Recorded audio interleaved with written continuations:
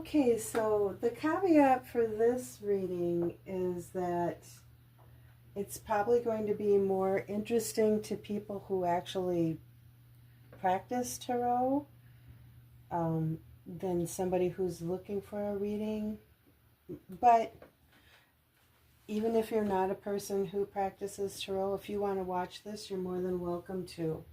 So what the topic is here is that I have made up my own Celtic Cross reading. I've altered Celtic Cross for my own reading. And so I just wanted to demonstrate that. And the reading will be on myself. So I hope nothing too personal comes up. But anyway, I call this the Hoodie Cross Spread. So I'm going to start it now. I'm going to be shuffling. This is for Jodeen. Jodeen's doing an example of the her Hoodie Cross Spread. And already now I've got a card coming out. And it's the Two of Swords. Okay, and I'm going to keep it. I'm going to keep it as my signifier or my theme card. Because the first card in this spread I call as card 0. And that's the card that sets the theme. And it's already jumped out to me. It's the Two of Swords, and it's about making a decision. You know, what's the Two of Swords? To me, it's about making a decision, but sort of being blind or not wanting to make a decision. Like, we need to make a decision, but you don't really want to. Or it could be about blocking something out, because those swords are blocking. Or it could be about purposefully not gathering all the information that you need to gather. So before I keep going, let me tell you I'm using the Dreaming Way Tarot. And I have decks that I share with the public, and I have decks that I keep for my personal use. I keep this one for my personal use. I find that it goes really deep with me and speaks to me about things in levels that I personally just find that it goes really deep. The other thing about this deck is that it's beautiful, but it's exclusively sort of Anglo-Saxon people. That's the way they look. They could be Korean, some of the cards. But I haven't seen any brown or black-skinned people here in this deck. I would not use a deck like this for the general public. But there are features about this deck that I like very much, but on a sort of deeper personal level. Okay, so the first card sets the theme, and then the second card then, or the card that I call number 1, is me. It represents me. So we have then the Nine of Wands. Oh, it's so interesting as I'm sitting here with a bandaged head. Any of you who've been watching my videos know that I've got an ace bandage wrapped around my head from a little minor surgery that I just had. And that's, of course, how the Nine of Wands is generally depicted, as the wounded warrior. Okay, and what's crossing me is the Queen of Pentacles. That's interesting. So, the Queen of Pentacles, the Queen of taking care of yourself, that is my challenge right now. Or that's the task that I've set at hand, is to take care of myself.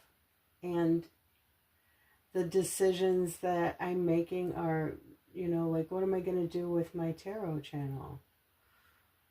Because I've been doing readings for 12 zodiac signs like every week. because I thought that's what you do with the tarot channel, and that people might not be interested in other things that I would do with a tarot channel. But viewership has not been very high. It was never very high, and right now it's dipping. Even so, we're below even very high. Okay, so that's the thing that, and what is self-care? Is your ego going to get wrapped up in that? Are you going to feel rejected? How do you take care of yourself through that journey? Because that's very much what YouTube is. It's a journey where you confront those things. And knowing that you're going to confront those things is good. And then that way, like if you've got old rejection wounds, which all of us do, they can be activated in this process. If you've got old, not even old, but current self-esteem issues, which we all do, that can get activated on the YouTube journey. And if you have, have a tendency to measure your self-worth by getting validation from outside sources, you can get triggered and activated by that on a YouTube journey. There's a lot to a YouTube journey. Okay, let me keep going. So then this is card number 1 is me, the wounded warrior, and I just got done talking about some of the old wounds and baggage that I'm carrying, which frankly I think is like we're all carrying that kind of stuff. I'm challenged about how to take care of myself, how to nurture myself, and also maybe how to nurture a new project, right? Because doing a YouTube channel is a project. It is a new project. So how do we nurture that along when we can get triggered by the very journey that we're trying to nurture? Nice so far. So my third card then is where I've been. And that is 2 of Cups. Where I've been is in regard to relationships. So I've got relationship here. Relationship to what? Relationship to other people? Relationship to self? Both. Very much. I think I'm on a spiritual journey right now, and one of the things being examined in my life is relationships. Are being examined very deeply. Okay, so that's where I'm coming from. Now, where I'm headed, or where I'd like to be headed, is card number 4, and that's the Queen of Swords. Somebody who can be very discerning. Somebody who can make logical decisions, good sound decisions, not just decisions that are spurred on by emotion. But the Queen of Swords would take all those emotions into account. She wouldn't overlook them. I think her husband might, but I don't think she does. She would take all of that into account when she's making her logic-based decisions, like what are the emotions around this, and here's these 2 swords setting the theme. What are we looking at? What are we not looking at?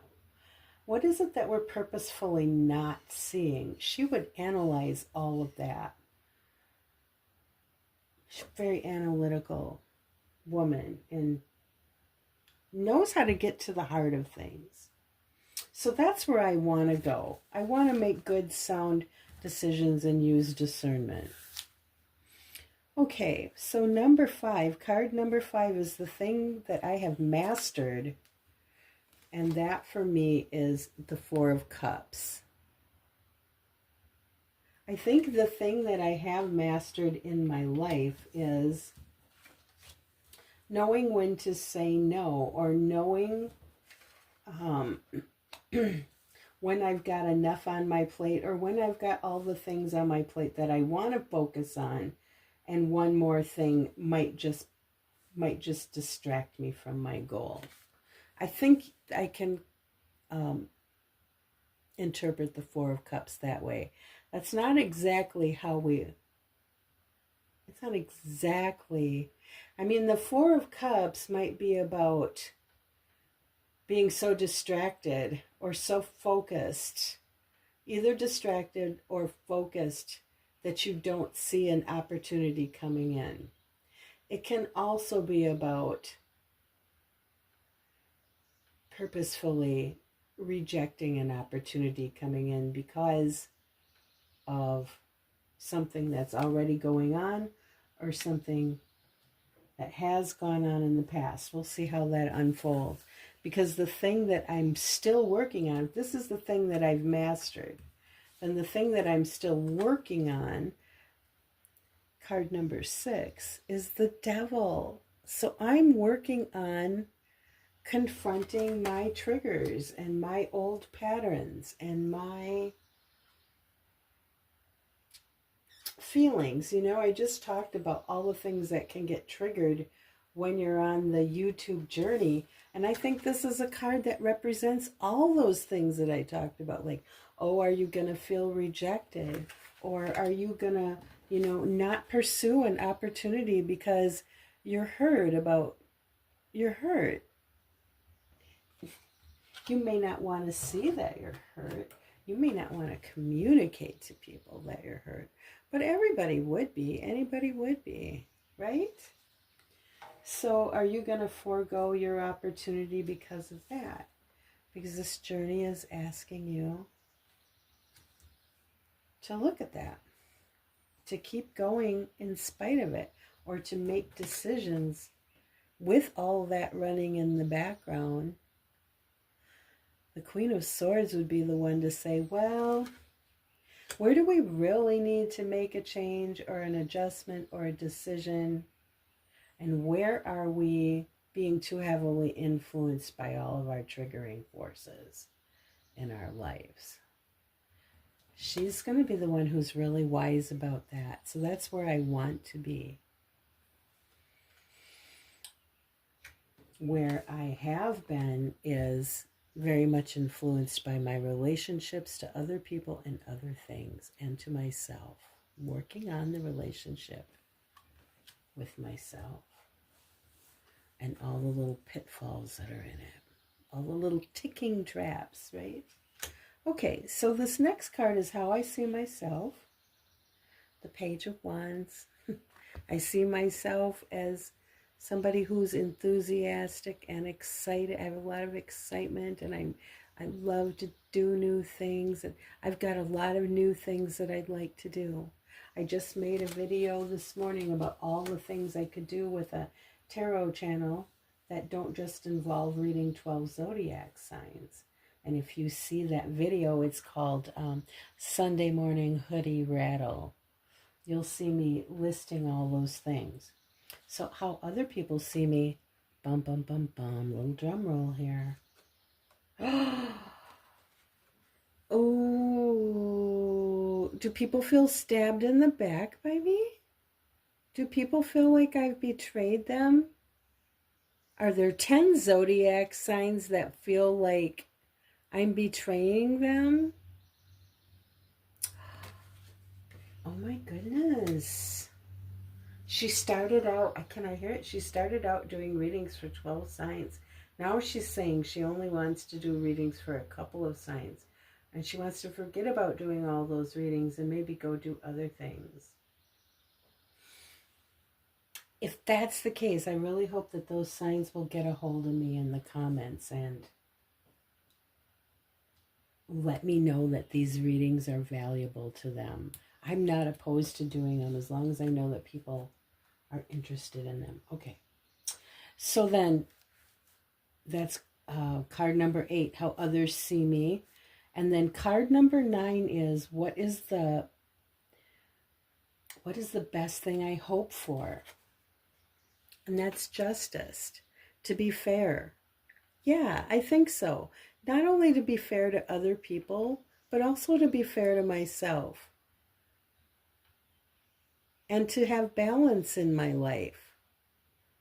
I think that's a good thing too. It's like, well, what are you going to spend your time on And what are all the things you'd like to do? You have to balance that energy. What's the worst thing I can imagine? The Seven of Wands. That I'll have to set boundaries, that I'll have to say no. It's that talk to the hand. No, stay back. I can't do this. I won't do this. That's a step too far. That I'll have to set boundaries and turn opportunities down or people down or fight people off somehow. Now I have 3 cards. Cards 11, 12, and 13 are for a possible outcome. Now, I borrowed that from Gareth Hudson, who's a tarot reader that I like to watch. I think I've learned a few things from Gareth, if Gareth ever sees this video or hears about it. Thank you, Gareth Hudson. So he has his own version of the Celtic cross, too. In fact, the whole idea that I might invent my own version of the Celtic cross is influenced from Gareth. So, but in his possible outcome, he allots 3 cards to that, and I think that's a wonderful idea. So here they are. The Emperor.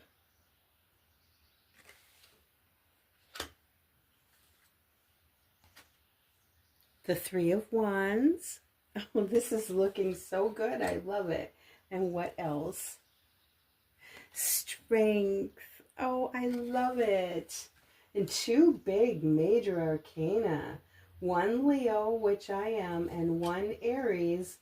So fire. That's all fire. Because Aries is a fire sign, Leo is a fire sign, and the 3 of Wands is fire. That is the Wands. The Wands is the suit of fire. Lots of inspiration, lots of entrepreneurial influence here, lots of expansion, creativeness. It's a 3. Manifestation, it's a 3. And I think this is telling me with the Emperor that I'm in control of my creations. This one might not want to hurt everybody's feelings.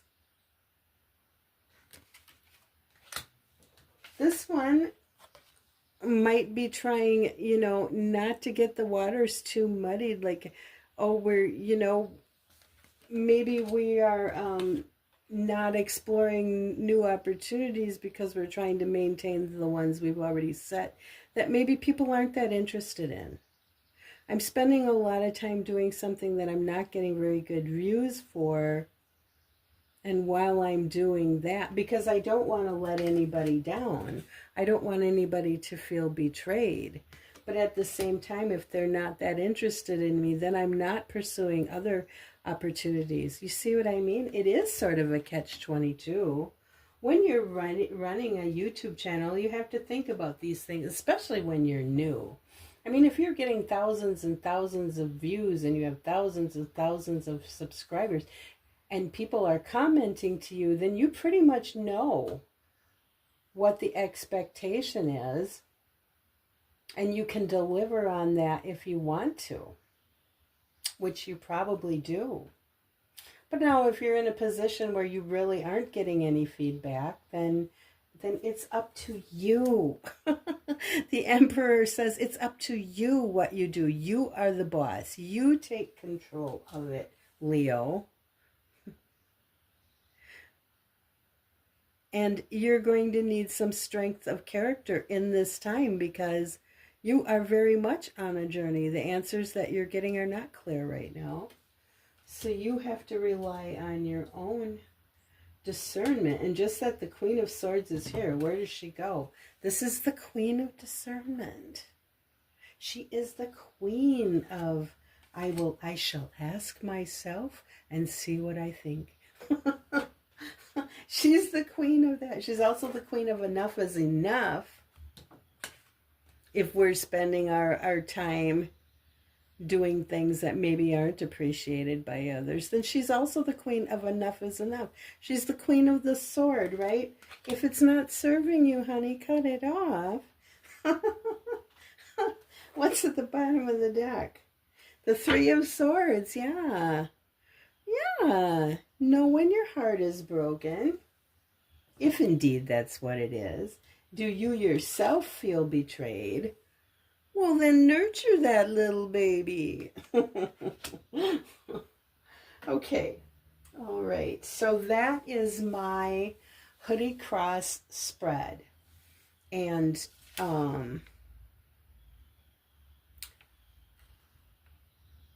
so card 0 is sets the theme. Card number 1 is the person who's getting the reading. Card number 2 is what they're challenged by or what their task is. Card number 3 is where you've been. Card number 4 is where you're headed or where you'd like to go. Card number 5 is what you've already mastered.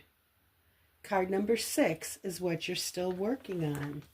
For me, it's this devil here.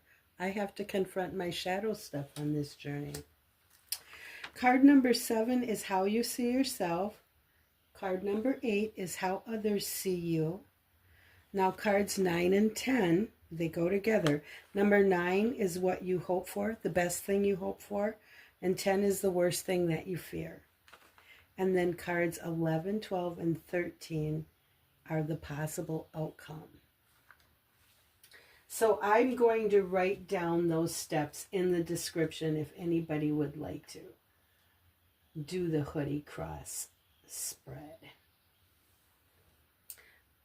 Now I'm going to share with you one more thing. I've got a couple of oracle decks that I like to work with on a personal level. And one of them is this deck called the Soul Cards.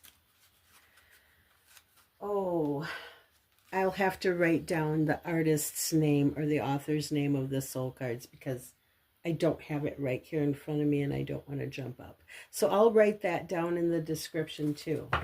Now the Soul Cards are beautiful, but there's no guidebook that describes the cards and there's no writing or numbering on the cards. They're just pictures. So you're going to be given, and the pictures are beautiful. So when you draw a card, you'll be given a picture and you will have to just intuitively feel through it with your heart and think through it with your mind and decide what it means to you at that moment. So for this reading, Jodeen wants to draw a soul card as an oracle. And you know, this is all about making YouTube decisions, executive decisions. That's what Jodeen is doing. So let's see what soul card we draw today. One just fell out. I'm going to grab it. And it's this one.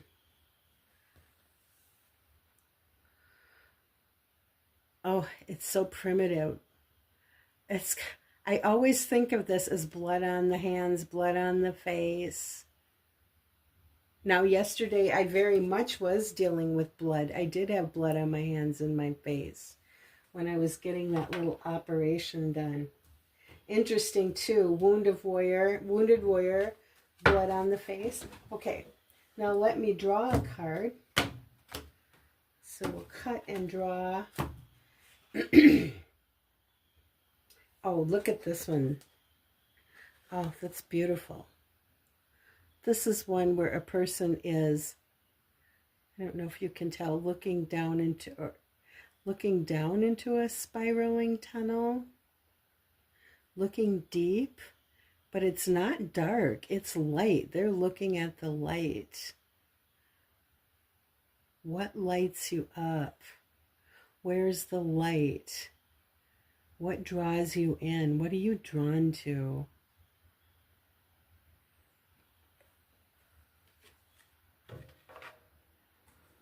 And I kind of like that with the blood on your hands. It's not just a reference to, you know, having actual blood, but it's like, it's yours. It's your creation.